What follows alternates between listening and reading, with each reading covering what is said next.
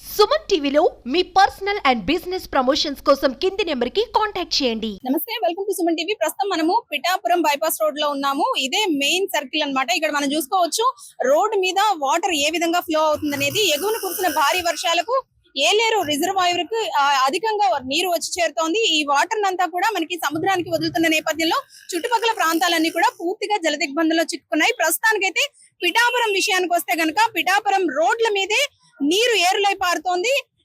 అందులోనూ ఒక ముఖ్య అంశం ఏంటంటే నిన్నే డిప్యూటీ సీఎం పవన్ కళ్యాణ్ ఈ ప్రాంతానికి వచ్చి ఇక్కడ ముంపు గురైన ప్రాంతాలన్నింటినీ కూడా సందర్శించడం జరిగింది. అయితే ప్రధానంగా ఇప్పుడు వాటర్ ఎక్కడైతే ఫ్లో అవుతుందో పవన్ కళ్యాణ్ తన కార్యాలయం ఇంటి కోసం 3 ఎకరాలు కొనుగోలు చేశారు. ఆ 3 ఎకరాల స్థలం అయితే ఇదే అన్నమాట. ఈ మొత్తం స్థలం అంతా కూడా పూర్తిగా వాటర్ ఫ్లో అవుతున్న దృశ్యాలు అయితే మనం చూస్తూ ఉన్నాము. ఇప్పటి వరకు రోడ్ల మీద వాటర్ చూసాము. పిఠాపురం నుంచి చేబ్రోల్ వరకు రోడ్ల మీదకి నీరు ఏ విధంగా వస్తుంది అనేది మనం చూస్తూనే ఉన్నాము. అయితే కేవలం పిఠాపురంలో 3 ఎకరాల స్థలం తన కార్యాలయం ఇంటి కోసం పవన్ కళ్యాణ్ కొనుగోలు చేశారు. ఆ విషయం మనందరికీ తెలిసిందే.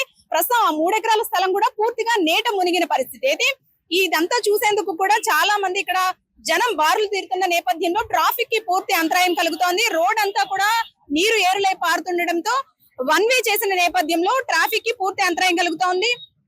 ప్రస్తుతానికి పిఠాపురంలో అయితే గనక హై టెన్షన్ వాతావరణం నెలకొందని చెప్పుకోవాలి.